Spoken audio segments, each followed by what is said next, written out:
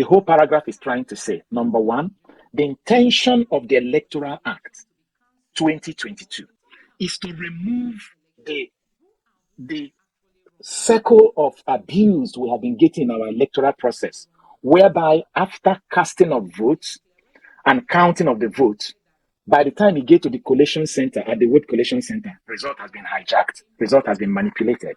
The introduction of the electronic system, whereby after the election is done, first and foremost, before going to the collation center to drop the result sheet, the result sheet must first of all be what? Uploaded on the IREV. So that when they get to the collation, if there is any manipulation on the way as they used to do it, they will catch that people. And they will make sure that that particular result that was uploaded from the place where the vote was cast is what will be relied upon. That is what the law says, and that is what this party is trying to say, that the judges must do what? Bear in mind. And if they bear that in mind, it does simply means that any other argument against the uploading of the result is completely null and void. Because the only change in the Electoral Act 2022 from the Electoral Act 2010 is this electronic introduction to checkmate manipulation, to checkmate inflation of number when they come to the collation center. Give me the second slide while I'm talking. All right. The petitioner led evidence to show that the most prominent distinguishing factor of the Electoral Act 2022 is the clear expression of legislative intent to introduce technology in the conduct of election, and particularly in the collation of results. Collation happens from the ward, not even at the polling unit. It is common knowledge that the manipulation of result occurs not principally at the voting stage, but at the collation stage and in the collation process. This was the mischief the Electoral Act 2022 sought to cure by the introduction of technology in the collation process.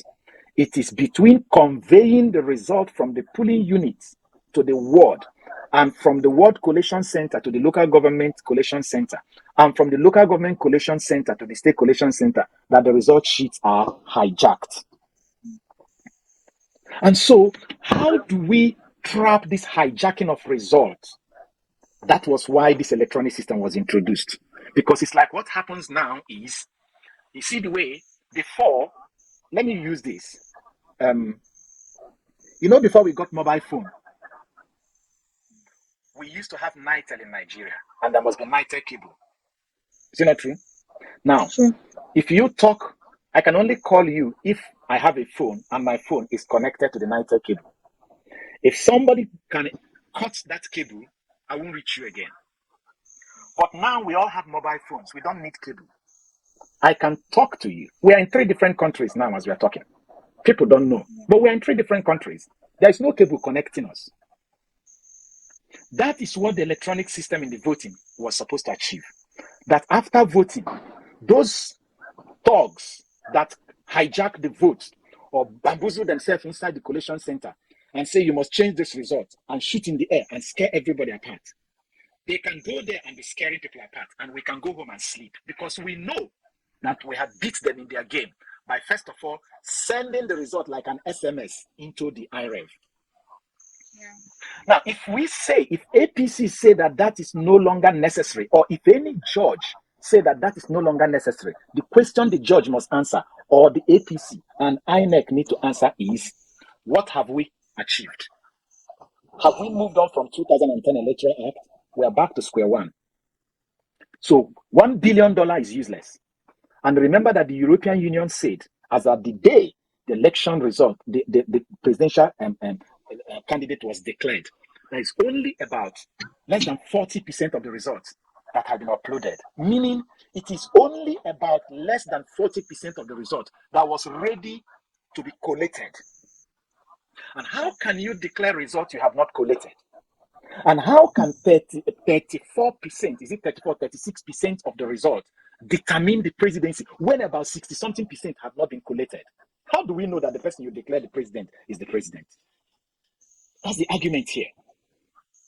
So the big question is, which judge will say that INEC has a right? I keep saying it, and I've said it times without number. INEC is not making us any promise. INEC owes us a duty to fulfill the law. And the law is the Electoral Act. is a statute. The president signed it into law. If there is any section of it that INEC chooses not to obey, they have defaulted. And the most important thing is that they defied every section of the law that has to do with the collation of results. How can you announce a result that was not collated? I think I've answered somebody who asked the question, why should the election be cancelled? I am not asking for the election to be cancelled. That's not what Labour Party is asking for. But indeed, the law is the law. The fact is there that INEC substantially abused the Electoral Act nationwide.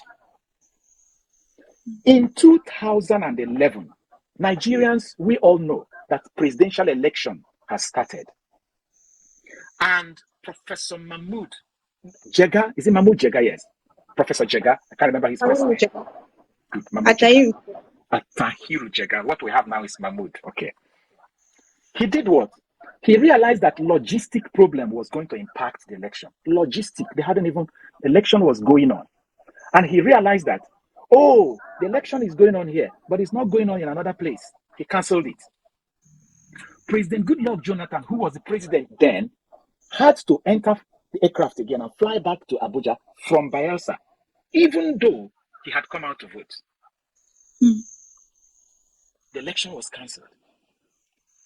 But in this particular case, people voted, and you realize that the election in itself cannot be collated because, according to you, there is a major glitch. And what did you do? You allowed it. Whereas the law provides even for you that you can go ahead and cancel the election for another 1 week. So give me another slide. Let's just read the third slide and see what. Okay, please, before the third slide, let me finish that slide. Okay, go ahead. I wanted to ask a question because so many people have come out to say that INEC is not mandated to transmit results to the IREF. But we all know that, for me, I think the INEC chairman has that constitutional power to come up with any guideline that they want to follow. Beautiful.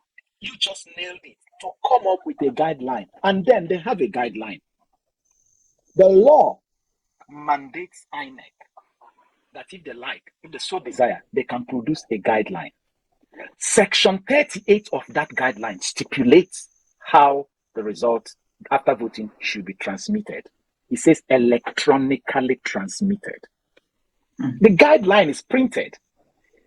The Mahmoud Jega does not have authority in law to verbally change that guideline. And any other Nigeria that says that INEC has a right, yes, they have a right. But the right they have cannot impeach the content of the Electoral Act because the content of the Electoral Act carries the president's signature. That one is binding on anybody. And all of them, from Mahmoud to the polling unit officer, they swore on oath to obey and to follow what is on the Electoral Act.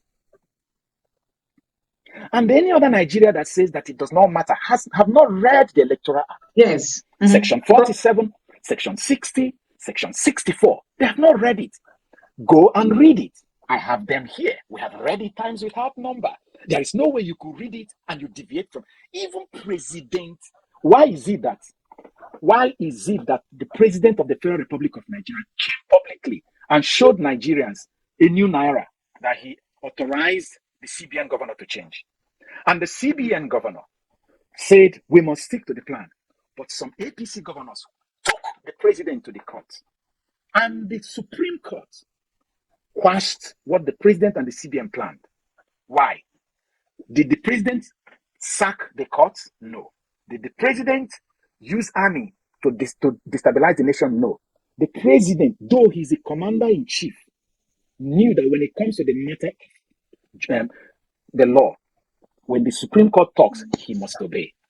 So if the president of the Federal Republic of Nigeria can step down his own policy because the court says so, and the reason why he will respect the court is because the Constitution mandated him to obey whatever the Supreme Court says. Who is INEC chairman to disregard the content of the Electoral Act or the guidelines that derives its power from the Electoral Act? Who says so? So all through last week, APC, they were all over, writing flowery language. There is no flowery language here. They are just showing you, this is what the law says. This is what the law says. This is what the law says. As simple as that. Now, let me finish reading this thing I was reading, part of that slide that you gave me. It said, just as was held by the Supreme Court, Inec Tinubu, Justice of the Supreme Court, in Ugu and others versus Ararume and others in 2007. It says, one of the most useful guidelines to interpretation is the mischief rule, which considers the state of the law before the enactment. That is, the defect which the statute sets out to remedy and or prevent, the remedy adopted by the legislature to cure the mischief, and the true reason of or behind the remedy. The duty of a judge, therefore, is to adopt such interpretation that will enable the suppression of the mischief and to promote the remedy with the intent or intention of the statute. This English, do you know what it means? If there is existing law and you want to modify the law, there is always a need to say, why do we need to modify this law? What is it that is not good in this law? And now you define what is it that is not good in that law. And now you proffer the remedy. And so, okay, fine. This new thing we are putting here will checkmate this old thing we don't like. Like I rightly said here before, what was wrong with the Electoral Act 2010? We know. After voting and counting, the people without Obi, the government officials with police and van will go to the collation center and hijack the whole thing and use their hand to rewrite the results. That was a mischief that was found as a loophole in the Electoral Act 2010. And Electoral Act 2022 said, let us cure this thing once and for all. Let's introduce this hybrid. Let's introduce this smart way of checkmating this crime. And they introduced the uploading of the result and electronic verification. Electronic, what do you call this again? No, the one you do before you are voted. Verification. No, not verification. That's not the right word. When you come, accreditation. Okay. Because before, everybody will come and say, politicians will use van to go and carry people from other cities. And all of them will come and stand and say, we are voters here. But now, by electronic process, if your name is not accredited, if your face is not identified, if your fingerprint did not go through, they knock you out. And then after the election, you have to transmit it or transfer it electronically because it will serve a purpose. In section 64, subsection 6 of the Electoral Act, I am not quoting any paper, I'm not quoting the Journal of Nigerian Politics, I'm quoting the law. Section 64, subsection 6 of the Electoral Act says, if during the collation process, that is, at the ward center, there is an argument, somebody has torn a result, or somebody has cancelled someone's result, or someone has inflated someone's result, and somebody raises an objection, the only way to correct it and know the right thing is that the collation officer must have that physical result under contention, the beavers equipment, and now compare it with the one that is online. Even the so-called deputy director of Inec in charge of ICT used his mouth to say what I am saying now in Channels Television and Arise TV. So the question is, how is it possible to wriggle out of the dispute if there is no upload?